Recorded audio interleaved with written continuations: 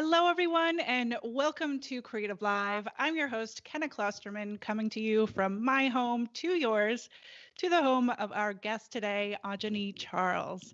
And before we get started with this episode of Creative Live TV, where we are recording a brand new episode of our podcast, We Are Photographers, I want to invite you all to participate. If you are new here to Creative Live, welcome.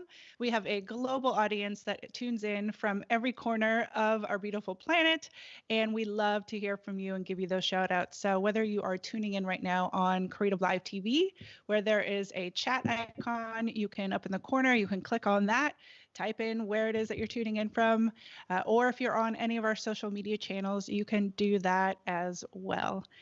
So let's get started. I am super excited, like I said, to bring on the show today Ajani Charles.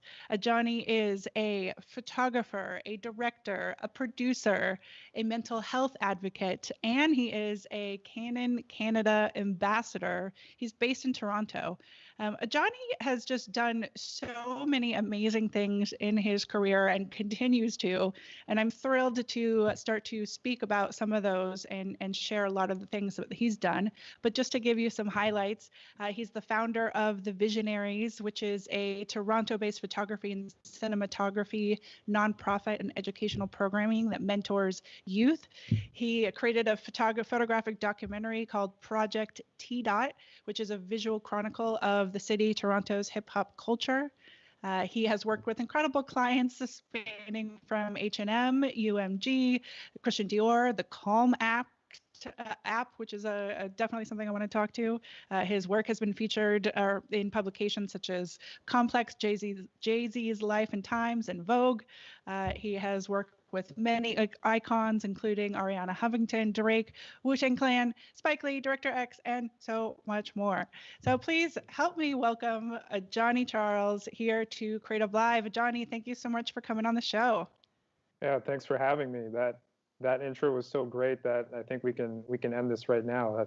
I don't need to say anything. I had to leave off a lot of that, Ajani, as well. So it truly is, I was first introduced to you via our CEO, Chase Jarvis, and his wife, Kate, and just even sort of reading everything that you do and have accomplished and, such backstories as well that we'll get into. I'm just really excited to bring you onto the show and again, we're to talk about not just your life and your path, but also the mindfulness tools and how creativity is related to mindfulness and how you've used mindfulness with regard to career, the arts, and life in general. So I was thinking we could just start, Johnny, by what does mindfulness mean to you? Because a lot of people may not even be super familiar with what that term even really means. Right. To me, mindfulness is non-judgmental awareness of the present moment. So everything that's happening in the present moment in your immediate vicinity, being consciously aware of your body, the nuances of your conscious mind, your immediate environment, what you're wearing, things of that nature. And the non-judgmental aspect of mindfulness is hugely important because once we start judging our thoughts, bodily sensations, etc., then we're out of the present moment. I think it's there's so many a number of things in there that are important, but I think that the non-judgmental part is super important and an interesting way to think about it because judgment and self-judgment gets in the way of so many of us. So let's just kind of learn a little bit about more about you and your journey before we continue the conversation, perhaps more about mindfulness. But of all those things that I rattled off in the beginning, what are you working on right now that is sort of the most exciting and meaningful to you? And of course, I didn't even list off all the projects that you're involved in. Right now, I'd say for the first time in my life, 100% of the projects that I'm engaged in, including media engagements like this one, are meaningful to me. So there was a point in my life, certainly 7 years ago, when very few of the projects that I took on were truly meaning and fulfilling to me. I would take on a lot of work for money, or for status, for example. But now, everything that I take on, everything that I'm involved in currently is in alignment with my life's purpose, my values, my short-term goals, my long-term goals. And it took a long time to get to that place. It took a lot of trial and error, a lot of failure, if you want to interpret certain events from that paradigm. And yeah, I have a lot of projects on the go. Project Healthy Minds is an American project. They're a new nonprofit that was debuted on the Today Show with Carson Daly, I believe, in October. So Project Healthy Minds aims to mitigate or reduce the stigma associated with mental health and mental illness in the United States and elsewhere, while providing millennials especially with as many mental health resources as possible. And today we released a comprehensive survey on millennial mental health in the United States, which I can share with you and the Creative Live audience after the show. As of September, I became an ambassador for Canon Canada, which is why I'm wearing this jacket. I've been shooting with Canon products since I was 12 years old, so it means so much to me to represent this brand. I've never purchased any photography equipment that wasn't made by Canon. I absolutely love their products. The new EOS R system is incredible. So very grateful to be working with them and engaging in a variety of projects under that umbrella. Operation Prefrontal Cortex is one of the projects I've been investing a lot of time into since 2019.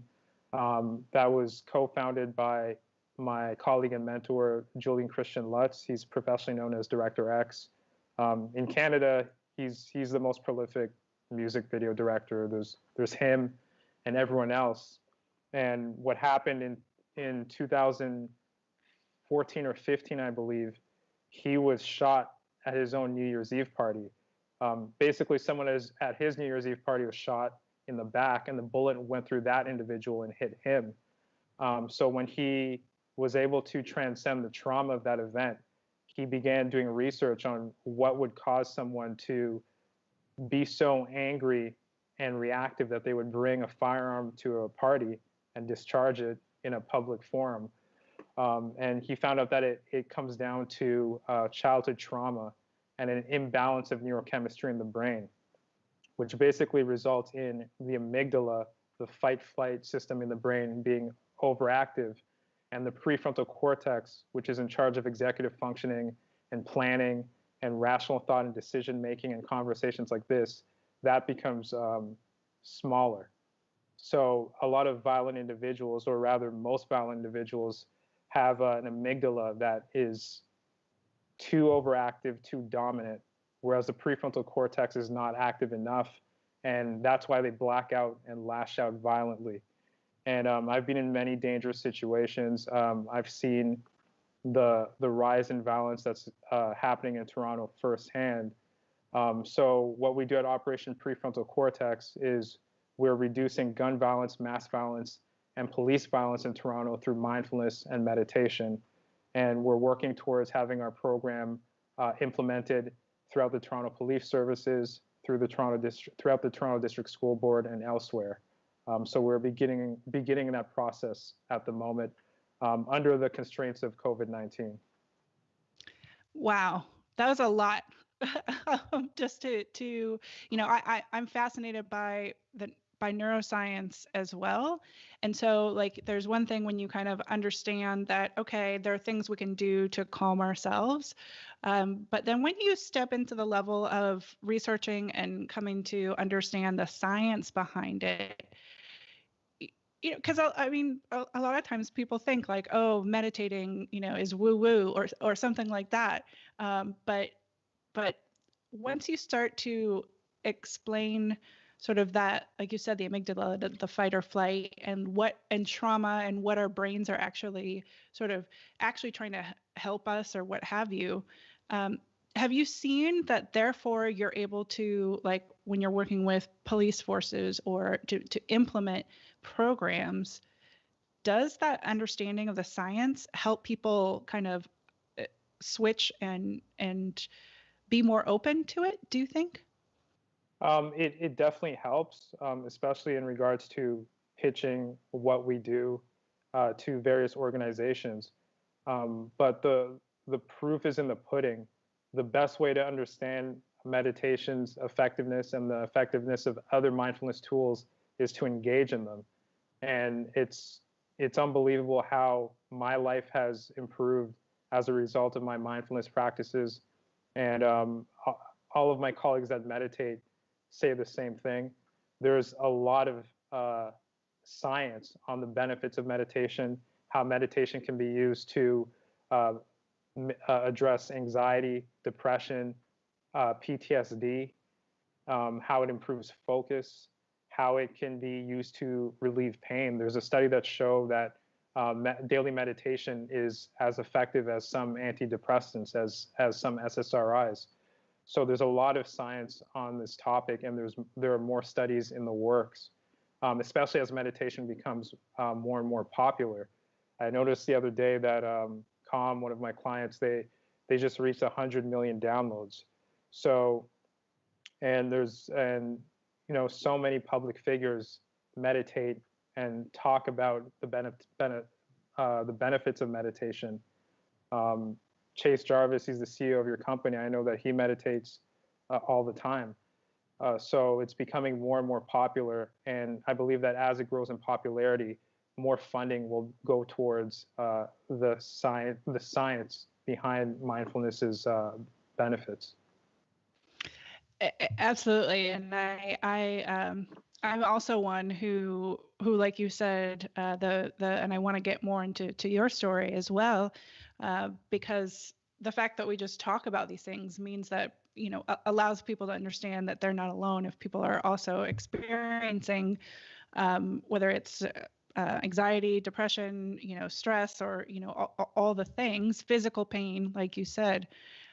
So, and it's something that I have a meditation practice, mindfulness practice, which is not just mean like sitting, and we'll talk to this, but, meditation is not just sitting. There are many different things that you can do that are mindfulness practices, but it's been life-changing for me as well. And so I think it's amazing that you're out there doing the work, not just for yourself, but then seeing how once you realize these things for yourself, you see how it could impact your community and the world and beyond. So can you take us, I mean, I know you publicly share sort of back some of your earlier stories, whether it's 7 years ago or just when you realized that you weren't living the life that you wanted to be living, and what was that sort of experience of this realization for you?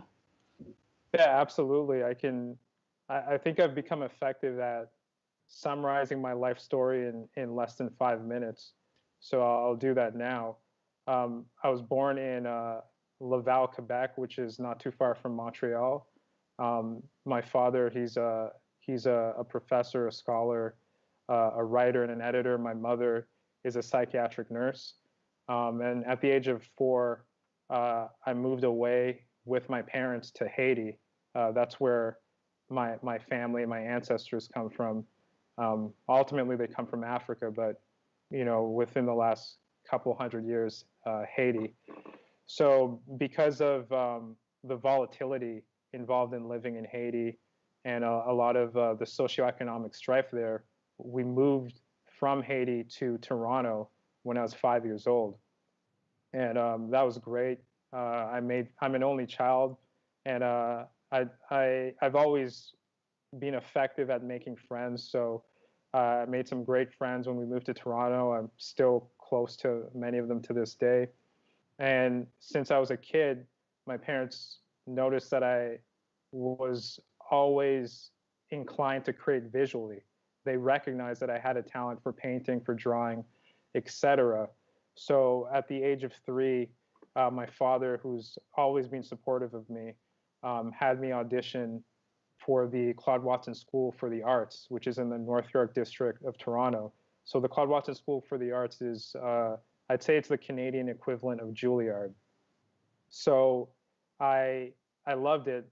at that age, in grade 4, you're immersed in all forms of art. So you're dancing, singing, drawing, painting, acting every single day, in addition to taking on the type of curriculum that other students would. And at that point, I found myself experiencing anxiety and depression. That may have been one of my earliest experiences of anxiety and depression. And there's multiple reasons why that was. Some were probably related to genetics, my childhood, etc. But I certainly missed the friends that I made in my previous school. So I quit the Claude Watson School for the Arts early on, went back to the quote unquote regular school system from grade 5 to 8. Then I realized that it was a mistake. And when I realized that quitting Claude Watson was a mistake was when I started falling in love with photography.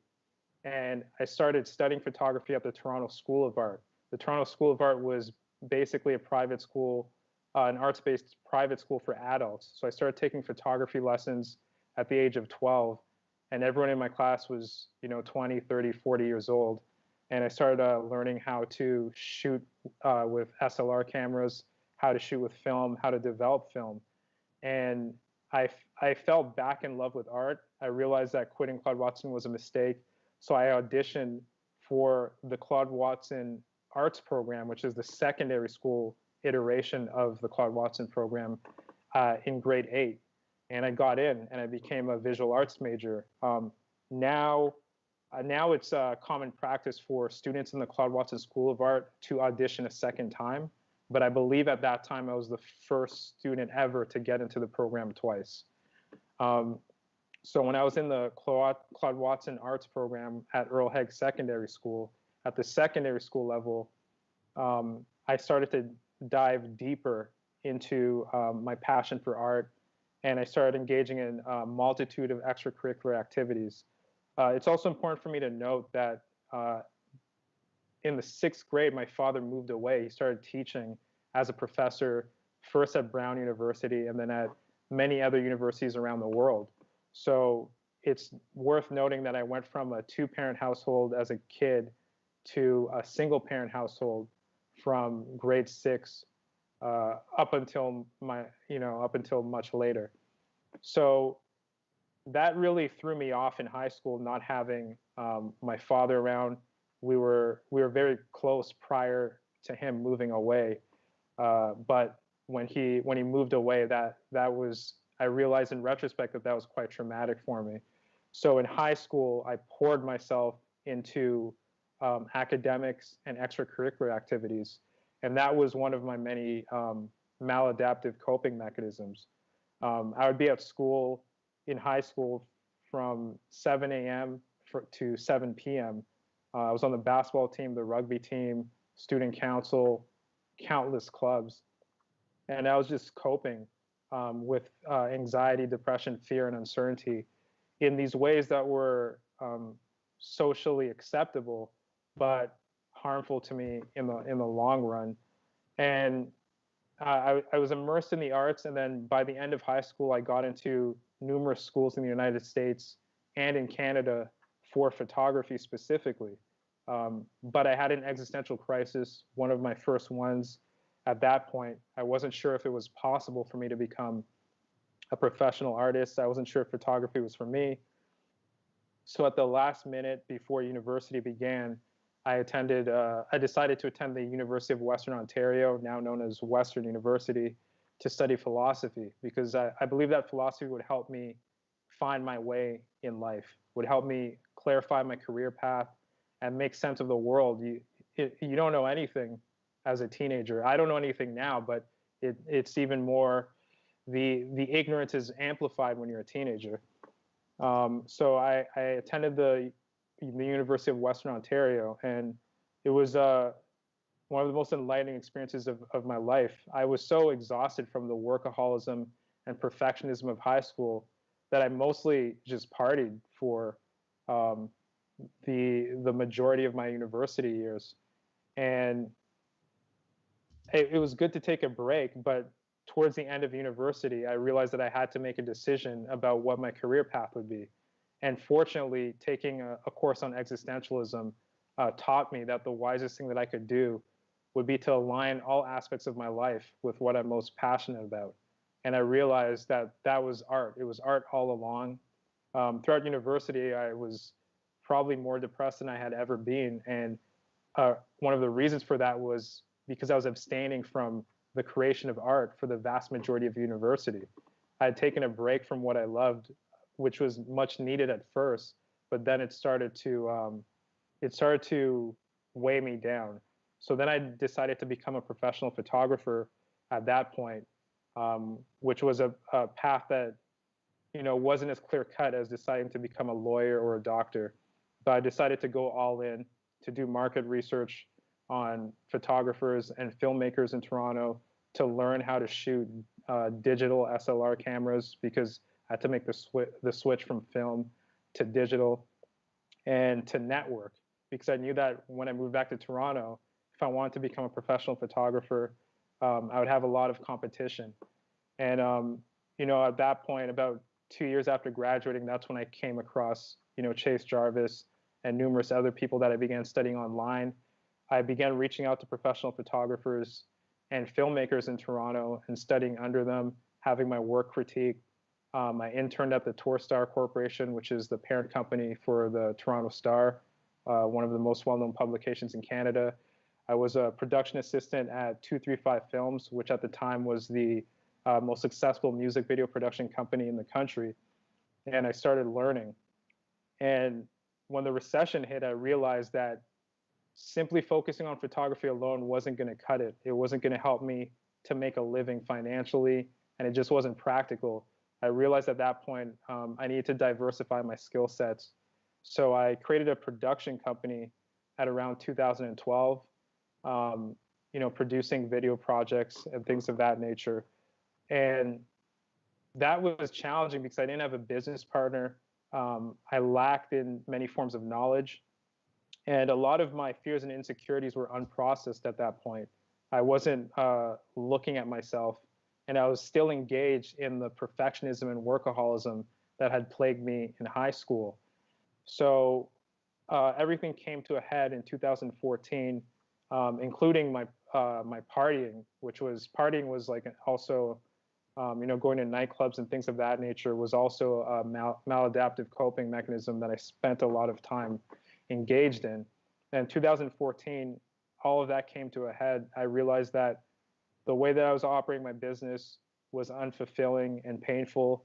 The partying that I was engaged in was unhealthy and unfulfilling and painful. All of my relationships were in disarray.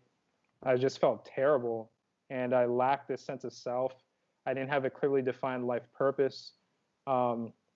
And psychologically I was falling apart, and that was another existential crisis that completely changed my life because I made a decision to begin understanding the nature of my suffering and how I engage in so many patterns within my relationships, within my business, within my career, within my artistic practice that caused me to suffer and that caused others to suffer. So I did a full stop. I had been seeing a psychotherapist since the age of 21, but at that point I decided to double my psychotherapy. I developed a journaling practice. I started practicing different forms of yoga and studying different forms of yoga like hatha yoga and bhakti yoga. I started consuming every book that I could find on personal development, psychology, philosophy, etc. And then I realized that this is the preeminent problem of humanity: a lack of introspection, a lack of self-knowledge, a lack of self-acceptance. I realized that what I was experiencing wasn't unique; it was common. And it's at that point that I decided to become a mental health advocate, to start working with different mental health organizations like CALM, like the Center for Addiction and Mental Health, like Thrive Global, like Operation Prefrontal Cortex, Project Healthy Minds, etc. So that's when I added a new component to my career, helping young people especially transcend their fears, insecurities, and mental illnesses. I realized that I could combine my skills as a visual artist, as a communicator, as a writer, as a speaker, in service of others, helping them transcend the things that were holding them back. So that's the short version of my life. Whew. Wow. I have so many thoughts and questions. First of all, I mean, thank you for sharing. And again, it comes back to a lot of people when we don't, like you talked about how it wasn't until a certain point that you realized that you weren't the only one suffering and feeling this way. And so it's even part of just knowing that you are not the only one is one thing, but then you're still sort of experiencing it. And that just the knowledge that others are doesn't necessarily like fully take away your suffering and pain. I'm curious. You talked about when you were sort of using coping mechanisms of like super productivity and and like you said, something that's it's socially acceptable to be a workaholic or trying to produce, and yet then it sounds like even when you started to dive in further to what you realized that you do love, the photography, the filmmaking, all of those things, that you were still producing a lot. So like how did you balance heading into now you're doing what you love, but it's still a lot? Right. I want to talk about spiritual bypass, which is basically using seemingly adaptive habits and tools like mindfulness tools, journaling, personal development in a way that leads you to avoid yourself. It's like a very elaborate form of self-avoidance. So this is a pattern that I've only started to break recently. And so the perfectionism and workaholism that I described to you, these are things that I've only just started to detangle recently, despite all of my mental health advocacy work, despite working with some of the most incredible mental health professionals.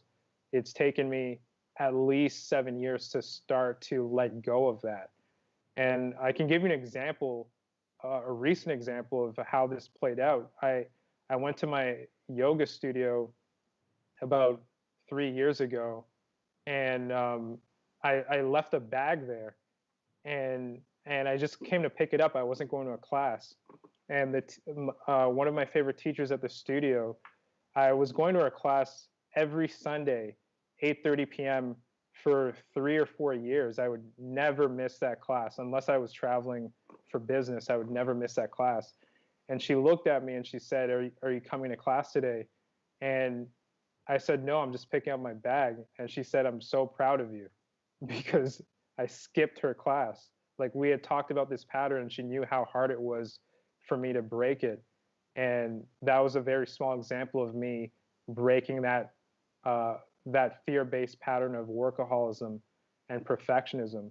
So it can manifest in ways that are socially acceptable and that people applaud you for in public. But you can die from workaholism and perfectionism just like you can die from a drug addiction. I believe that. I mean, I often say that I'm a recovering perfectionist, but I'm still recovering um, because it is so deeply ingrained in your brain from childhood and all of these things that you talked about, that can take active awareness and practice and all of these things, and it can be often a lifetime. But I think that's really interesting, your story about how here you were going to yoga, which is a healthy thing to do, but that was still, there's some aspect of trying to be perfect at going to your yoga class, and so I guess I guess I'd love to hear what some of your actual practices are that you have found. I mean, I know different things are people are attracted to different forms of mindfulness, but for a person, I think a lot of people can relate to being like go go go. I gotta go go go and do, and trying to manage so many things in life, in furthering my hobbies and learning and taking care of my family and making money. Um, what have you learned works for you? Right. There's so many tools that I've employed over the years, so I feel very grateful to be able to share what I've learned. I'm by no means an expert, but one of the ways that I first got into mindfulness was through sensory deprivation, um, meditating in float chambers. So meditating, a friend of mine, he owned a float center. So that involves meditating in a pool of Epsom salt in a dark chamber with absolutely no light and no sound, with noise noise canceling headphones, so to speak. And there's no stimuli at all, and that helped me to get over my fear of being with myself, my fear of stillness, my fear of my inner monologue, and things of that nature. So in the beginning, floating an hour a week for months on end helped me get over my fear of meditation. Then I discovered the Calm app, and I started using that every single day. Initially, it was very hard to sit and to be with myself and to confront myself and my fears and insecurities on a daily basis. But as I progressed through the Calm app, and as I started developing a streak through the app, it's beautiful how it gamifies the process of meditation. I became more comfortable with the practice. Bullet journaling has been incredibly beneficial. My journal since 2014 is nearly 1,000 pages at this point.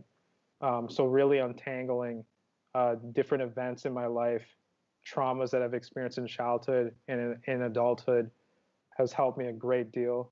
I think journaling is one of the most profound practices that a human being can engage in. Um, like I said, different forms of hatha yoga, different forms of yoga like hatha yoga, bhakti yoga, etc. Um, Psychotherapy has completely changed my life for the better. A couple of years ago, my therapist, since I was 21, she referred me to a cognitive behavioral therapist. So I now have a CBT therapist, and he's completely changed my life for the better. Improved that type of psychotherapy has improved every aspect of my life, and has helped me to challenge intrusive thoughts, maladaptive beliefs, and patterns that are just not helpful to me and others. So that's been a huge benefit, a huge blessing in my life. Physical exercise, lifting weights, running, um, incredible. There's enormous amounts of research related to the benefits of physical exercise. So I exercise every day. I journal every day. I practice yoga every day. I meditate every day. I use an app called MindDoc. It was previously called MoodPath, but MindDoc is a mood tracking app, and that has improved my life in many profound ways. It's improved my vocabulary of emotions.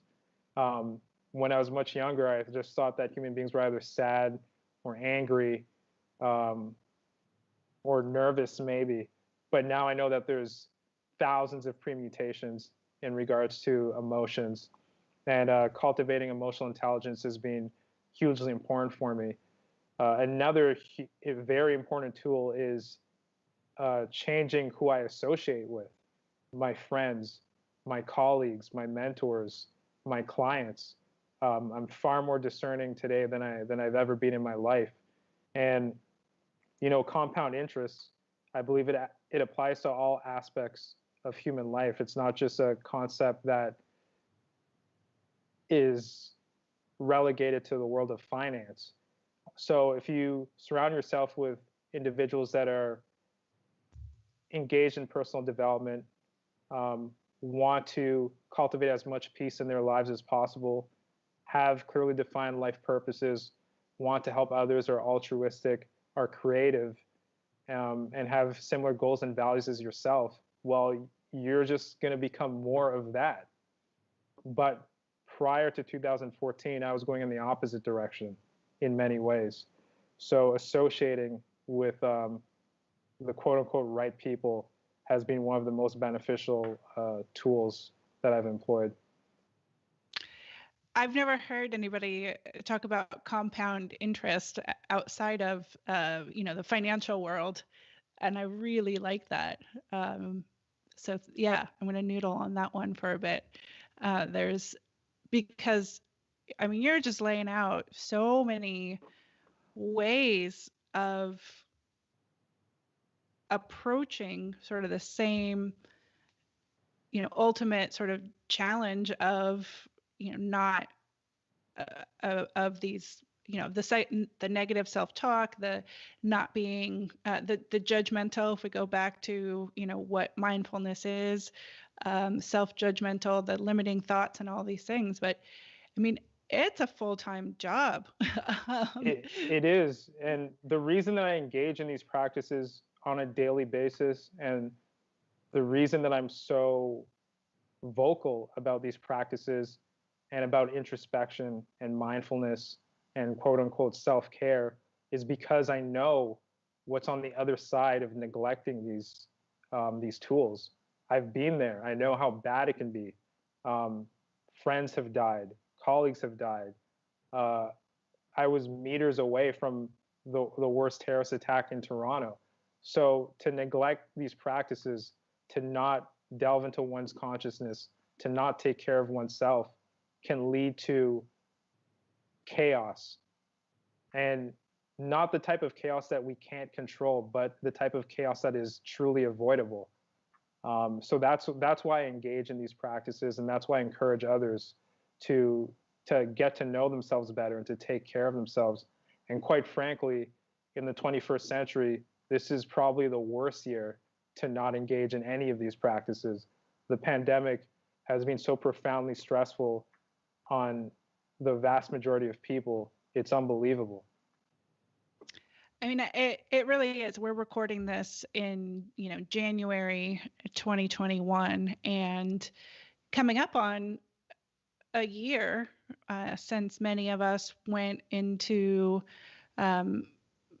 stay at home, or just till since everything changed, and everything always changes. But this has been obviously, like you said, I think there's so many levels of stress that we don't even understand that we're in, and trauma and all these things, because you're in it. And so I think we've all had to become sort of this flexibility in and learning new ways to cope in the unknown. And I know we were talking earlier about how we had to reschedule this live event because I lost power, and the whole island, in fact, 300,000 people in the Pacific Northwest lost power the morning that we were going to do this live. What I mean, how what is sort of the awareness that there's chaos, and yet we always have to like navigate that? How have you approached that? Yeah, the only constant is change is a quote that I reflect on often. Um, and due to my childhood and the coping mechanisms that I engaged in, I haven't been effective at dealing with the unknown, dealing with uncertainty, dealing with chaos. And mindfulness practices like mindfulness meditation have helped me to come to terms with the multitude of events, people, and things that I have no control over. Stoicism, which is a philosophy that was developed in ancient Greece and ancient Rome, has helped me a lot as well. A core tenet of Stoicism is focusing all of your time and energy on living in accordance with nature and focusing on what you can control and letting go of everything else, which is often easier said than done. Often we're thrown into circumstances that are seemingly unfair, and Stoicism asks us to accept those circumstances and to welcome them, no matter how painful they can be, which is very challenging. It takes practice, and I fail every day. I have lapses in mindfulness every day. I lose my temper all the time. I experience anxiety. I experience shame. I experience self-doubt. So mindfulness practices help me to ground myself and to realize that I can't control the outcome of events. I can't control other people, and I can't predict the future, which contradicts how we're wired as human beings. We're wired for certainty. We're wired for prediction. We're wired for extrapolating. So letting go of that in the face of something as profoundly chaotic as a global pandemic, for example, is important. What can I control today? What defines my inner locus of control? So for me, that's an ongoing project. I feel like I could be you saying the same things in that, these are all the things that I, struggle with as well. And yet it is like, it's still, you wake up in the morning and it's still there. And so it's talk to me about perseverance, because you mentioned that, yes, you still are, experience the self-doubt, the anxiety, that, and yet, I know I have also invested a lot of time, energy, and money in trying to understand how to work with these things that still come up on a daily basis. But how have you persevered through, and not only through your mindfulness journey, but I want to kind of step off for a minute and talk about like even you're becoming a Canon ambassador, and this concept of perseverance. When you set your mind to, this is something I want to achieve, and you get a rejection or you get a no, but you keep going. So talk to me about perseverance. Right. I've always been I've always had a high degree of grit since childhood, and thankfully, being in the Claude Watson Arts program, and due to certain mentors, and also due to my parents, who I'm very grateful for, I developed a high degree of self-confidence within the context of the arts and later entrepreneurship. So, despite experiencing anxiety, depression, shame, self-doubt, and workaholism and perfectionism, which are, permutations of shame and self-doubt, I've always been able to persevere and work towards my goals. I'm a writer for Thrive Global now. That came about through cold emailing Ariana Huffington. She didn't respond to any of my emails for 3 or 4 months, and I kept sending them until I sent one that resonated with her, and then I started writing for the Thrive Global platform, which coincidentally is, I believe, the leading platform for mitigating the burnout epidemic that many people are a part of. In much the same way, I signed a 2-year contract with Canon Canada in September, and I'm so grateful to represent this brand. It's an amazing company. The executives at Canon that I'm dealing with are incredible people. So I signed this contract in 2020. I first cold emailed Canon in 2008. So I was basically calling and emailing Canon in Canada for 12 years. And initially, it was just grit, brute force, so to speak. But after the existential crisis I experienced in 2014, it became more of a manifestation of mindfulness, of understanding that this company is meaningful to me. I can bring value to them. They in turn help numerous people around the world. Their products and services are incredible. Their customer service is great. This is a good fit. I'm going to keep trying. And it's the same thing with CreativeLive.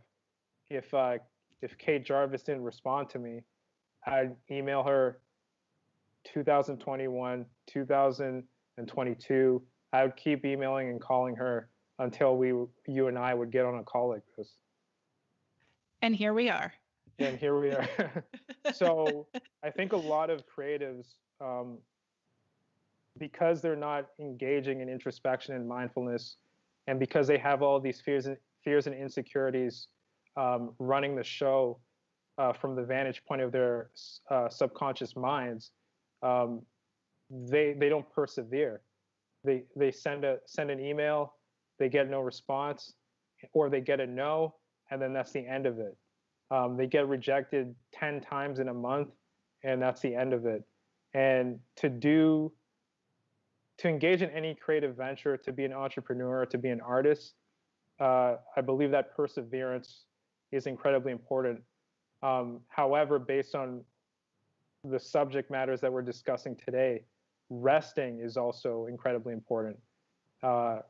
Resting, self-reflection, play, hugely important. So work hard, persevere, never give up on your goals if they're viable goals, but also take breaks and sleep, or you'll end up burning out, as I have thousands of times.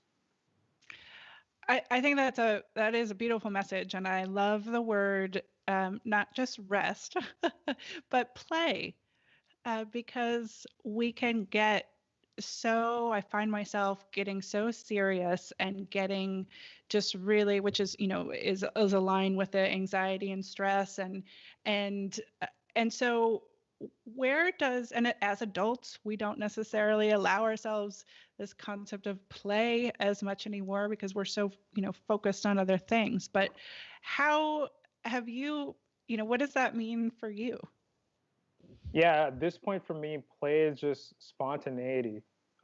Randomly calling up a friend, going for a walk, reading a book without any set plan, watching one of my favorite movies, simply relaxing, going for a light jog, calling up a family member, things of that nature. And I can definitely, I might be an extreme version of over seriousness, and over seriousness is maladaptive too. You can become too rigid psychologically if you don't have enough play, if you don't rest enough. And I'm definitely guilty of that as well. All right, give me your best laugh. Is this good? That's good. That's good. Cool. I really appreciate, just again, like sharing these stories allows other people to, I feel like a broken record, but to know that we're not alone, which, comes back around to all of this important work that you're doing, not just for yourself, but then for other people. I want to continue to sort of talk about this intersect of creativity and mindfulness. And Yeah, sure. and sort of how, obviously you've done a lot of studying of the brain and all of that, but how you have seen manifest in your own life, your creative journey. Right.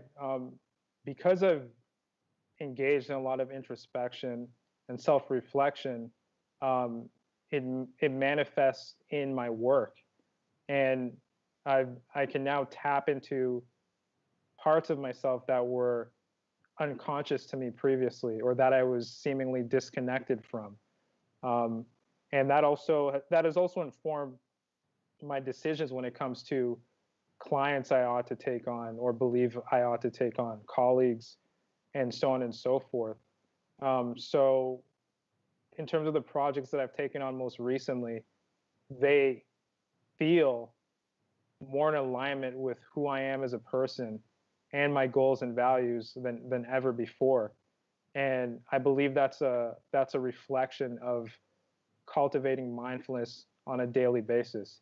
Even if I only experience a total of 5 minutes of mindfulness per day, I've been able to tap into parts of myself that were not accessible before, and my career has benefited from it. Talk to me about your work with the Calm app, because like you said, 100 million downloads of the Calm app now.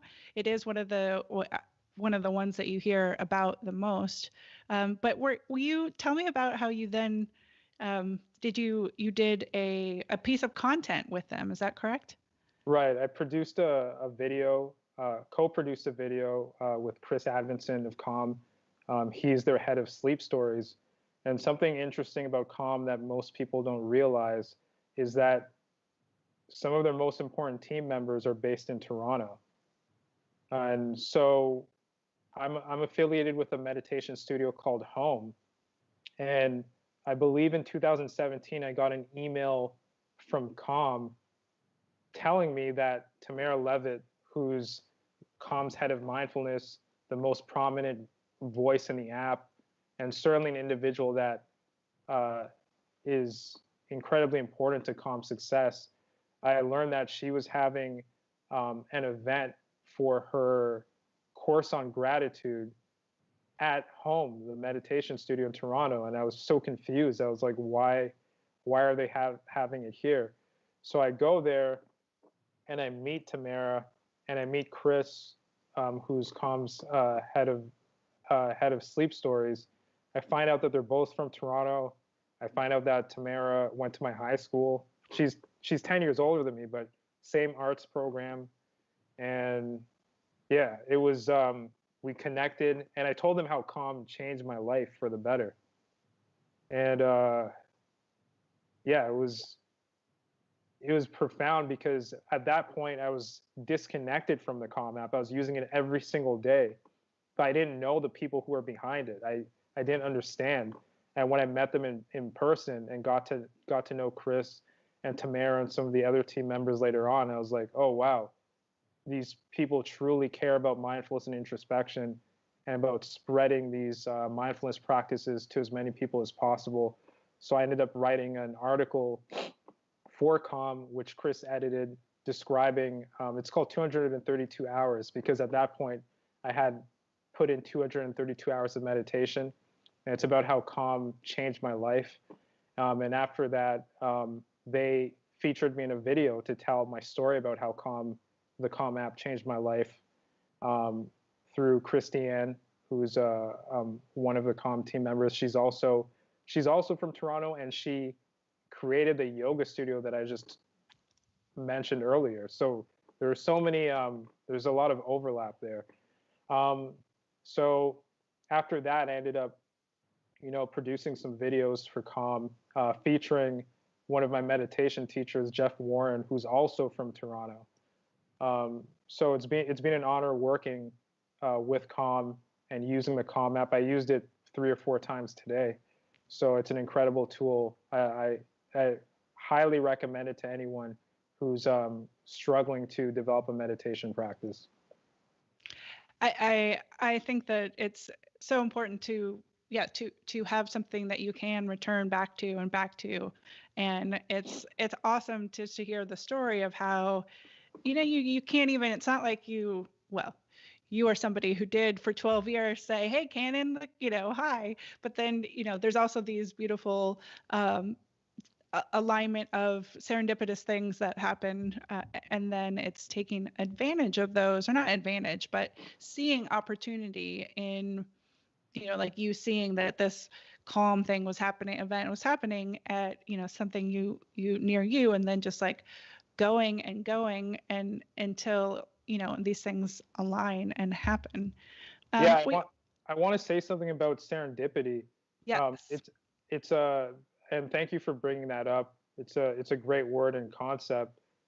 Canon reached out to me when I was on the verge of saying to myself, well, I've tried enough. Maybe I won't reach out this year. It's been 12 years. It's not, maybe this isn't for me. As soon as I said that, they contacted my assistant out of nowhere.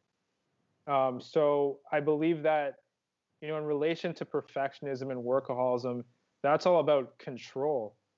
But often when we let go of control, the things that we want to come to fruition, or we experience something that's better or more in alignment with who we are than we could have ever imagined.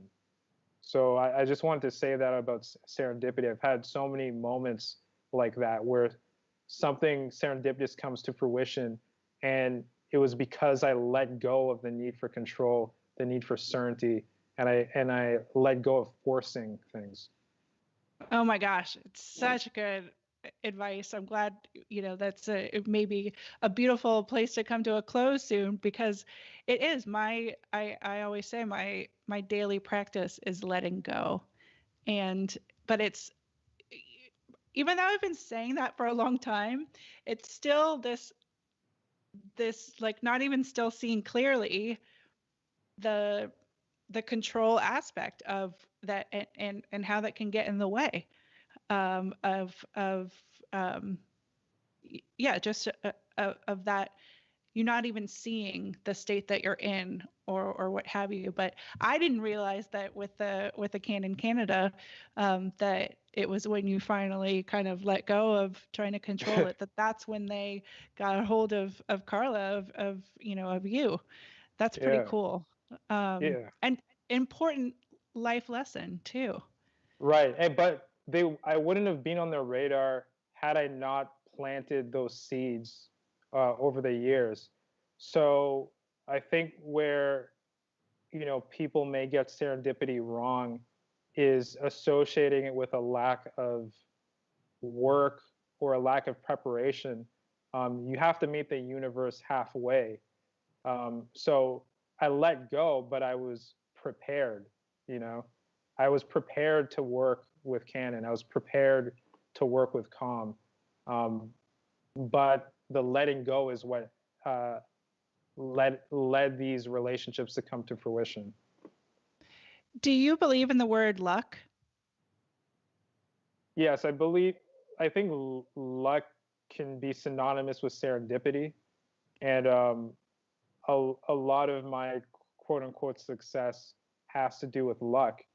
At this point, I can say that because I know that what I perceive to be the external world or the material world is so vast and so complicated that I have little to no control over it. The pandemic is a perfect example of that. So when certain things come into my life that are beneficial or that are in alignment with my goals and values, that can't be all me. I'm not the only actor involved. Absolutely. And it's so inspiring to hear your story. And I mean, we barely even talked about photography, which is often the case here on this Oh, right. podcast. Yeah, photography, All right. cameras. Right. I mean, it's a piece of the puzzle, and often we don't talk photography here on this podcast. If you're a regular listener, you know that. Yeah, But we talk. Go ahead. yeah, the thing is, and I apologize for interrupting, is if you're a passionate photographer or artist, um, whether you're a professional or not, you're going to figure out the technical nuances of what you do. That for most artists, for most creatives, for most entrepreneurs, that's on autopilot. They'll do the research, they'll reach out to mentors, they'll go out and take pictures. But it's the psychological nuances of one's mind that most people neglect. And that's where creatives and people in general can get into all types of trouble. Um, you can be the best photographer in the world and have all types of lofty goals, but if you subconsciously believe that you're not worthy of those goals or that they're beyond you, you'll never reach them. So the technical aspects of your craft, the skill sets and things like that, they're important, but if you neglect your mind, many of the things that you want to have come to fruition won't. I agree with you 100%. Mr. Wilson is, as I'm looking at these comments coming through, says 100%. Connor Doherty says, fantastic info and perspective. Really enjoying this chat. Kate says, so true, with a heart. Cool. This has been really awesome, Ajani. I really appreciate your coming on the show. It finally happened, despite the things that happened to conspire against us previously. But again, another lesson in when things happen, letting go, and as they happen when they're supposed to happen. You're involved in so many things, but I know, let's tell people where they can find you, follow you, and kind of see all the links to all the projects that you are involved in and have talked about. And of course, we'll include a number of links in the show notes as well. Right. Yeah, my social media handle is at Ajani Photo, at AJANIPHOTO. On LinkedIn, you can look me up under Ajani Charles. And I promote all of the projects that I'm involved in through my social media. My website is www.ajani.ca, ajani.ca. So all of my current and future projects will be shared through those platforms. And I'm so grateful for this conversation, for you, for Creative Live, and for everyone involved. Thank you so much for having me. This has been a great honor. Well, thank you, Ajani, again, and on behalf of everybody tuning in and following, as Connor said, while you're not talking photography, what you're talking about is very valuable to any creative field, and I agree 100%, which was why I was so excited to have you on, Ajani. So thank you again. Thanks to everybody who's tuned in. Of course, this is a live recording of our podcast, We Are Photographers. You can be sure to subscribe, rate, and review the podcast wherever it is that you do get your favorite podcasts. And of course, you can find all of that here on creativelive.com/podcast. We have over 100 episodes talking to amazing people who are leading amazing creative lives like Ajani Charles. So once again, thank you, Ajani. Everybody else, check out the upcoming schedule on CreativeLive TV, and we will see you next time. Thanks again. Bye, everyone.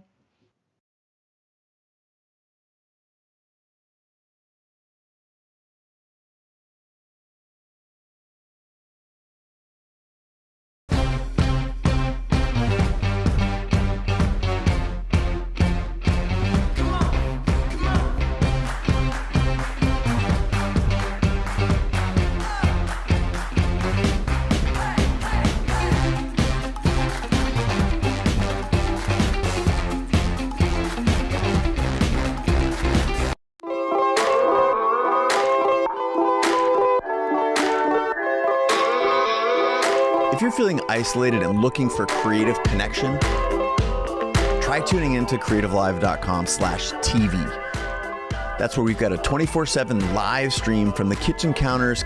I can do that backlit shot that I really like to do. From the studios and living rooms of many of the world's top creators, where we're doing musical performances, Q&As, cooking shows, virtual book tour events, drawing, spoken word poetry, and more. Life passed me by waiting for an invitation when the world is greater than my nation or my occupation. Be someone you've never been. You feel all that adrenaline, it's medicine. It actually helps me feel like my days are more purposeful. I hope that out of this deep pain will come some collective growth. Dive into Creative Live TV today.